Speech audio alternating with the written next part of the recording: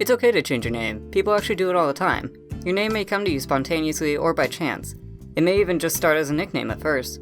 I found Sean while reading a book. I even pronounced it wrong at first. Check around baby name books or name generators online to explore an endless amount of options in different categories. Test your name out amongst friends for a week or two if possible. It's always good to get a feel for your name, just as you would for trying out a new sweatshirt. Sometimes it just doesn't feel as comfortable as you'd hope it would, and that's okay. It's much better to find out now than later in the future. If asking friends isn't an option, try writing it down a bunch. Doing journals, practicing your signature, and even writing stories with characters of that name can help bring familiarity to it, and hopefully will make the decision process a lot easier. You can also go to your local coffee shop and have them read your name off. Finding small ways to hear the name day to day can go a long way. Also, don't be worried if you decide to stick with the name you were given at birth.